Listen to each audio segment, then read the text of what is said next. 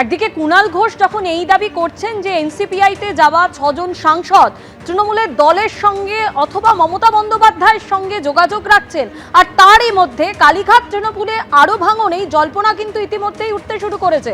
কাকলি ঘোষ দস্তিদার এবং শশী পাজার যে সাক্ষাৎ, তাই নিয়ে কিন্তু এই জল্পনা তৈরি হয়েছে। আমার প্রথম ছাত্রী শশী পাজা প্রতিদিন Ghosh Dastidar institute of fertility রিসার্চের রোগী দেখেন, সেজন্য আমার সঙ্গে শশী পাজার রোজ কথা হয়, দাবি করেছেন কাকলি ঘোষ দস্তিদার। আমার প্রথম স্টুডেন্ট হচ্ছে ডক্টর শশী পাজা। আরজিকর থেকে পাশ করে সে আমার সঙ্গে আল্ট্রাসাউন্ড শেখার জন্য কাজ শুরু করে 1987-88। সেই থেকে সে এখন অবধি, আজ অবধি Ghosh Dastidar institute of fertility রিসার্চে এই যে পার্টিকুলার আল্ট্রাসাউন্ডটা এখনো সে সেই কাজটা করে। সেজন্য সে প্রতিদিন সেখানে আসে, প্রতিদিন পেশেন্ট দেখে। ও তো আজকে এই 30-35 বছর ধরে এখানে রোজ আসে। আর অন্য কে কি পোস্ট করেছে আমি বলতে পারবো না, তার কাছে কোনো খবর থাকলে সে তাকে জিজ্ঞেস করব। আমি তো বললাম যে সে আল্ট্রাসাউন্ড করে, আমার স্টুডেন্ট, সেই জন্য তাই নিয়ে আমার সঙ্গে তার রোজই কথা হয়। কালীঘাট তৃণমূল ছাড়ার হিড়িকের মধ্যেই এবার কি উল্টো স্রোত? তেমনই জল্পনা তৈরি হয়েছে কুণাল ঘোষের মন্তব্যে। তিনি বলছেন এনসিপিআইতে যাওয়া অন্তত 6 জনের বেশি সাংসদ তারা যোগাযোগ রাখছেন, এবং শুধুমাত্র তাই নয়, মৃতব্রতপন্থী তৃণমূলে যাওয়া 30-এর বেশি বিধায়ক যোগাযোগ রাখছেন কালীঘাট তৃণমূলের সঙ্গে, এমনই দাবি করেছেন কুণাল ঘোষ। কেউ কেউ মমতা বন্দ্যোপাধ্যায়ের সঙ্গে কথাও বলে গেছেন, ফোন হোয়াটসঅ্যাপে যোগাযোগ রাখছেন, দাবি কালীঘাট তৃণমূলের বিধায়ক কুণাল ঘোষের। যারা গেছেন তাদের রক্তে গদ্দারি কম, পুলিশের চাপে যাওয়ার পর ভোটারদের প্রতিক্রিয়ায় এখন উল্টো স্রোত। কালীঘাট তৃণমূলমুখী হওয়ার ব্যাখ্যা দিয়েছেন কুণাল ঘোষ। আমাদের সঙ্গে রয়েছেন তৃণমূলের রাজ্য সাধারণ সম্পাদক কুণাল ঘোষ। কুণালদা, তৃণমূলের আরও 2 জন এমপি সাংসদ তারাও এনসিপিআই এতে যোগ দিতে পারেন এমনটা জল্পনা তৈরি হচ্ছে দিল্লির রাজনীতিতে, এবং তারা ইতিমধ্যে কথা বলেছেন এমনটাও জানা যাচ্ছে। দেখুন, এ বিষয়ে আমি খুব একটা বলতে পারবো না। তার কারণ মূলত সেটা দিল্লি হোক বা রাজ্য হোক, এটা পুলিশ প্রশাসন সব কিছু নাবিয়ে তারা দল ভাঙানোর চেষ্টা করছে, এবং অনেকে সেই চাপটা নিতে পারছেন না। কিন্তু আমি এটুকু বলতে পারি যে কজন সাংসদ যাচ্ছেন, কি করবেন, সেটা তো তাঁদের বিষয়।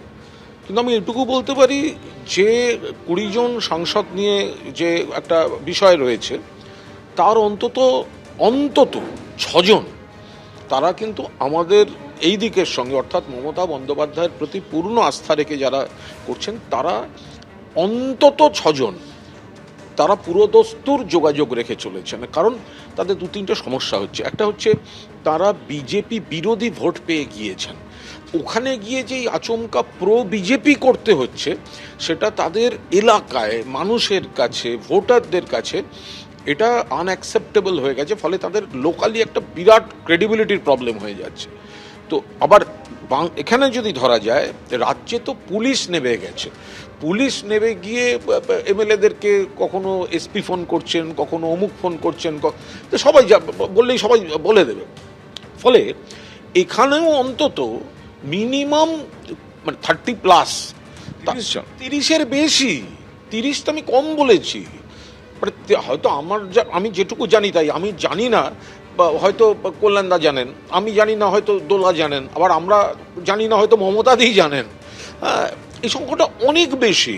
কয়েকজন ফোন করছেন, যোগাযোগ থাকছে, আবার কয়েকজন দিদির সঙ্গে দেখা করে এসছেন, কেউ অন্য সময় গেছেন, কেউ 1-2 জন তো বিকেলে মানে প্রকাশ্যে গেছেন, বাইরে তখন তো মিডিয়ার প্রতিনিধিরাও ছিলেন।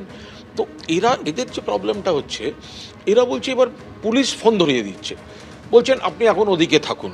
ফলে এখানে কিন্তু এই বালিশ শিবিরে তাদের কোনো অ্যাট্রাকশন বলে ব্যাপারটা নেই। গোটাটাই হচ্ছে বিজেপি তাদের স্বার্থে, তাদের অঙ্কে তৃণমূলকে ভাঙাবার বা ডিস্টার্ব করার জন্য পুলিশ প্রশাসন দিয়ে ঠেলে একটা দিকে পাঠাবার চেষ্টা করছে। কিছু লোককে সেখানে, কয়েকজন আছেন তারা হয়তো কেস সামলাবার জন্য যাচ্ছেন, কয়েকজন আছেন গুপ্তধন সামলাতে যাচ্ছেন, সেই সব কারণে। কিন্তু আমি এটুকু বলছি, ওখানে 6 জনের বেশি সাংসদ, এখানে 30-এর বেশি বিধায়ক, এরা আজ বললে কালকেই প্রকাশ্যে চলে আসবেন, সেই পরিস্থিতি এসছে বলে আমার মনে হয় না। কারণ পুলিশ প্রশাসনের প্রোটেকশনটা তো আমরা দিতে পারবো না, কিন্তু এরা কিন্তু প্র্যাকটিক্যালি বিজেপির হাতে দোল খাচ্ছেন। কারণ এরা এলাকায় যাই বলুন, কেউ বলছে এনসিপিআই, কেউ বলছে ভালো তৃণমূল, বেসিক্যালি এরা বিজেপি ওদের প্রোটেকশন দিয়ে দাঁড় করিয়ে রেখেছে। আমার খালি ওনাকে বলার যে যা পড়ে টরে রয়েছে আর কি, আমি এমপিদেরটা জানি না, মানে শুনছি, এমপিও যারা রয়েছেন এটা একটু নজরদারি রাখুন, যে যারা রয়েছেন তারা আবার কালকে না চলে যান অন্য কোথাও।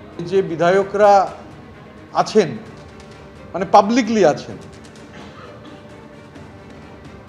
সেই বিধায়কদের একটু নজরদারির মধ্যে রাখার অনুরোধ করুন। আর এমপিদেরটা আমি দায়িত্ব নিয়ে বলতে পারি না, কিন্তু যেহেতু দীর্ঘদিন ওখানে ছিলাম, একটা যোগাযোগ আছে। কালকেই একজন এমপি, মানে যিনি এনসিপিআই এর সদস্য নন, তার সঙ্গে আমার দীর্ঘ প্রায় 40 মিনিট টেলিফোনে কথা হয়েছে। তো মানে ঠিক আছে, বলেছেন, বলতে তো কোনো ট্যাক্স লাগে না, অসুবিধার কি আছে। এবিপি আনন্দ, এগিয়ে থাকে, এগিয়ে রাখে।